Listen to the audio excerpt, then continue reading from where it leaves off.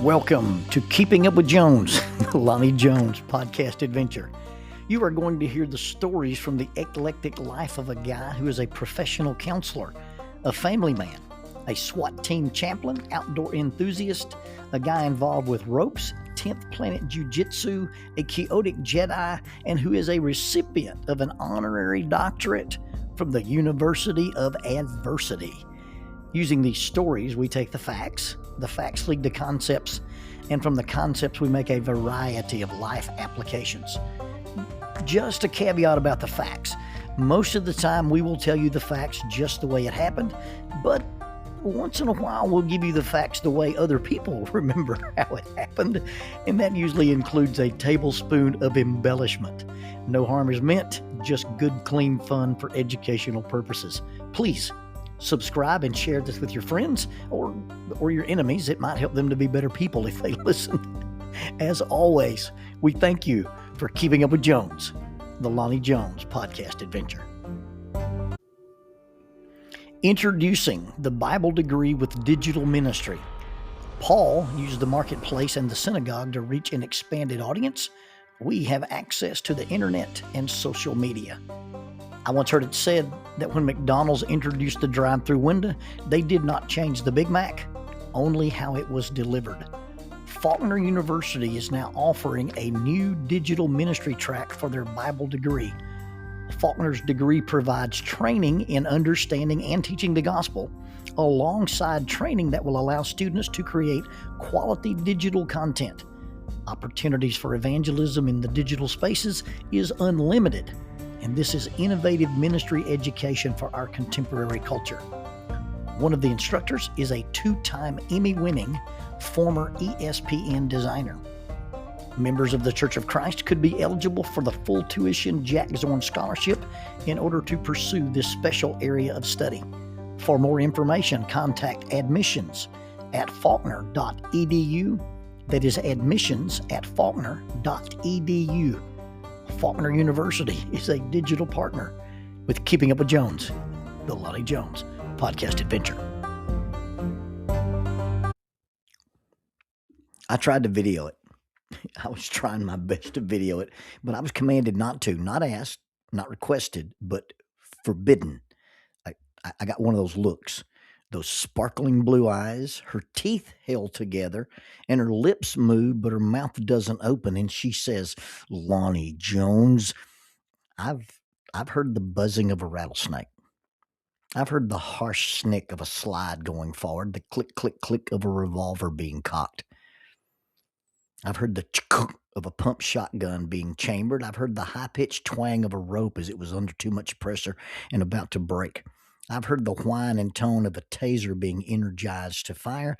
I've heard the angry buzzing of bees in a nest, the snarling of a dog before it bites, the piercing scream of a mountain lion while I was hunting in Colorado, and an unidentified guttural growl of a beast off my left shoulder in utter pitch black darkness. But those sounds are inconsequential to the Lonnie Jones, spoken as one word from the lips of my lovely wife.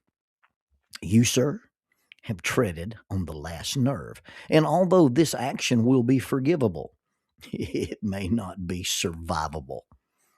My sin, the faux pas, my errant deed. I was trying to video her while she attached a new continuous glucose monitor onto her upper arm.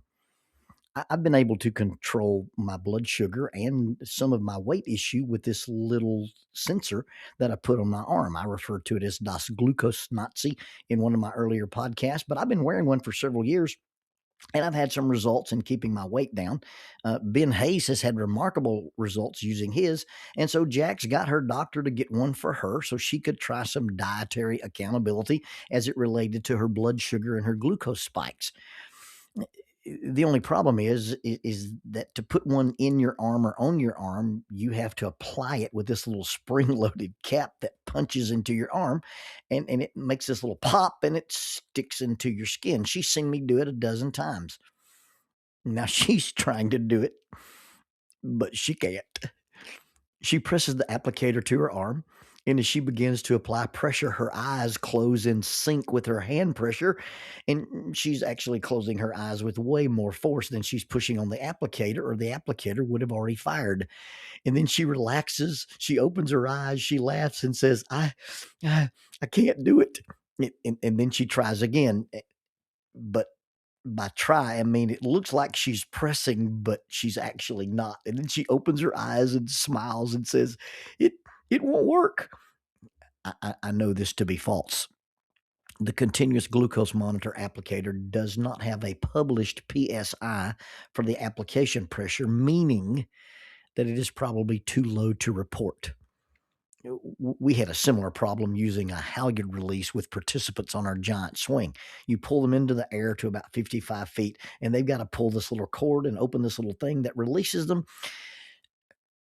And yet, due to weakness or fear or inability to initiate that moment of beyond the commitment threshold, people would say, I can't do it. It's stuck. It won't work. We replaced the mechanical device with just a wrapped strap that all you had to do is open your hand and then it would release. Well, she's having the same problem. We are in our kitchen. She's got the continuous glucose monitor, trying to press it to her arm, and I'm chasing her through the house trying to film the moment, or actually trying to film moments leading up to the moment, because this is going to be video gold. Her hesitancy, her fear of things that pop and scare her, is kind of sweet, childlike, and adorable. She's not irrational about pain. She's had both ACLs replaced. She's had both her hips replaced. She's had 2 foot surgeries, one including having a pin protrude from her toe for several weeks and then subsequently removed without anesthesia. And she's had a C-section. But something about sticking herself with a spring-loaded needle has her acting like a kid who doesn't want to eat spinach, meet Santa Claus, or take their cough medicine.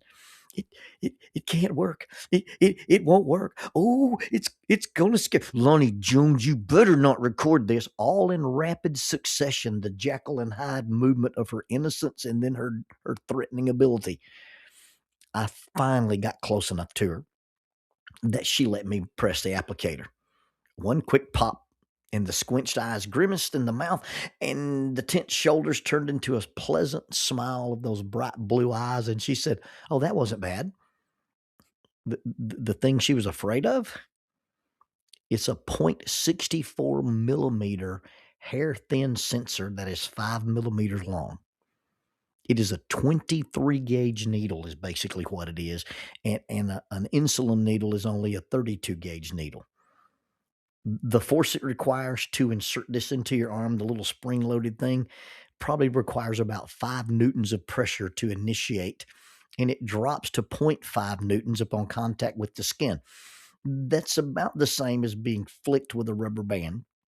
And I don't mean popped with a rubber band, I mean flicked with a rubber band. It's the same thing as being nudged in a casual, non aggressive way. It's the same force required to press your hand or your finger on a table until the tip turns white. It's the same force required to push a push to talk button on a radio or to initiate an elevator button selection. In climbing, we use a measurement called kilonewtons to measure forces in climbing. Obviously, a kilonewton is 1,000 newtons and equals about 225 pounds. A single newton of force is basically like having an apple rest on your hand. The dreaded expectation of the 5 millimeter long by 0.64 millimeter gauge sensor going into her arm was not only way less than she feared, it wasn't even noticeable. You only hear the sound, you don't feel the application. Our imagined suffering is far greater than the actual thing. Or to quote the Stoic Seneca, we suffer far more often in imagination than in reality. That quote comes from his Letters from a Stoic and is found specifically in letter 13, entitled On Groundless Fears. It's a discussion on excessive worry and anxiety about potential rather than actual problems. The whole quote is as follows: "There are more things, Lucilius, likely to frighten us than there are to crush us. We suffer more often in imagination than in reality. This was interpreted as an encouragement to live in the present, reduce overthinking, and develop mental preparation to remove the power of imagined future troubles. Fear is an immediate, intense, and short-lived emotional response to a specific present threat or danger, triggering an urgent fight, flight, or freeze reaction. Anxiety is a more general, long-lasting, and future-oriented experience, fear, characterized by worry, dread, and unease about potential, it could happen, or imagined it might not even happen, threats. The pain is almost never as bad as we imagined. It's not as bad either in intensity or even in duration. And the imagined suffering causes us to be avoidant. Avoiding the imagined suffering causes us to be incapacitated. Worry is negative visualization. You see, when you visualize an outcome, you practice, serving a tennis ball, or you see yourself giving the speech, and you do positive visualization. That's a great training tool. Well, worry is the opposite of that. Worry is negative visualization. Worry is actually worshiping the problem itself. Worry is not the same thing as being able to forecast logical consequences.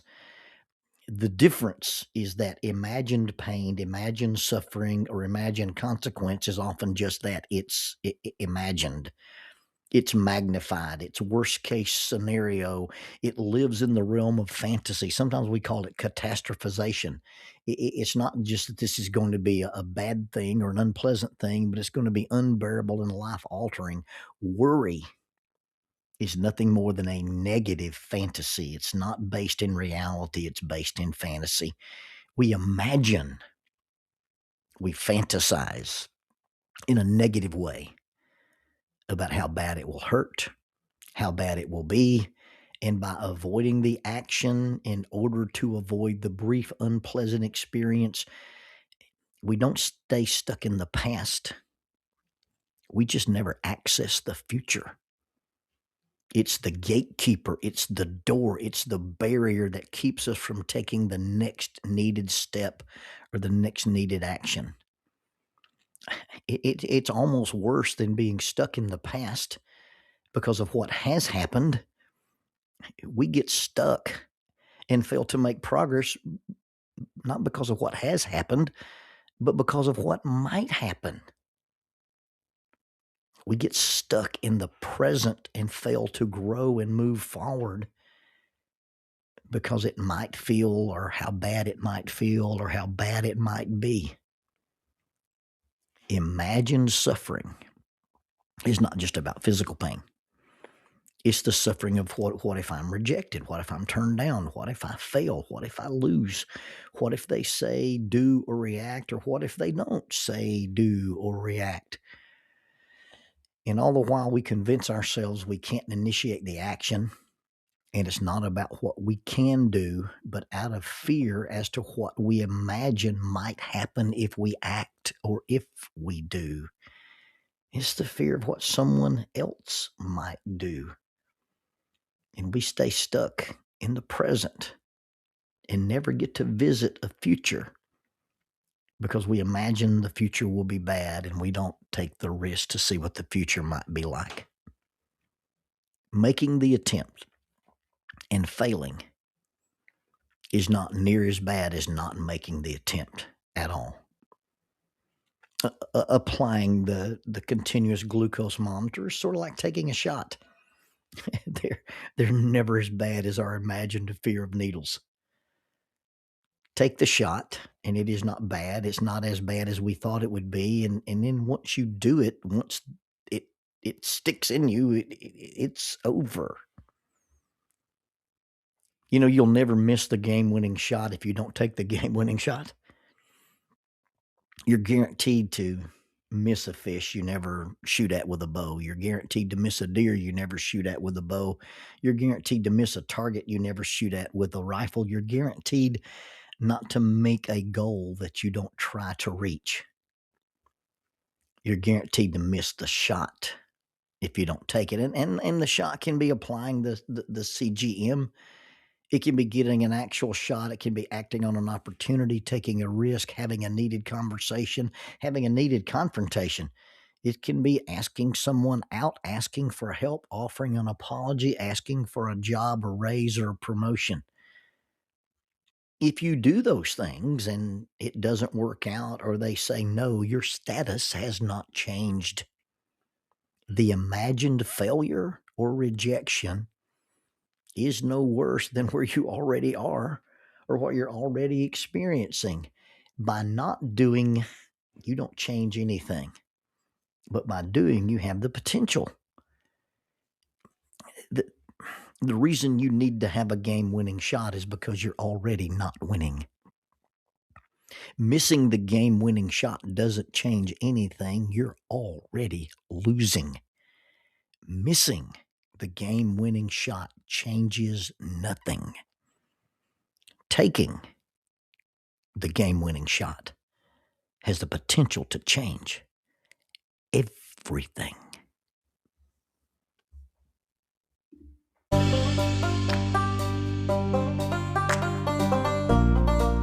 The mission of Heritage Christian University is simple.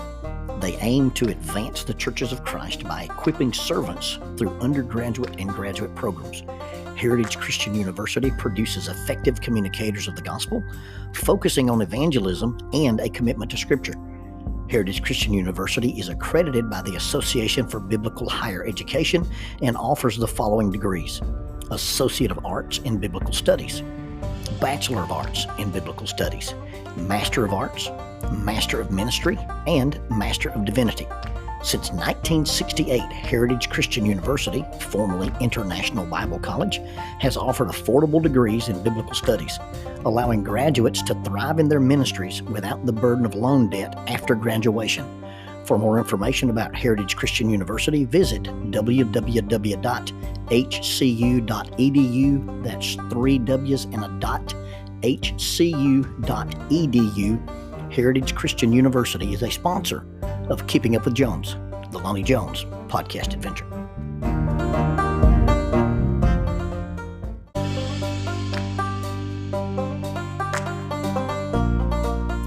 Using the tool of shortwave radio, World Christian Broadcasting literally covers the world every day with the gospel. They use 2 large curtain antennas. One is located in Anchor Point, Alaska, and the other in Madagascar. They send out messages that are recorded at their international home in Franklin, Tennessee.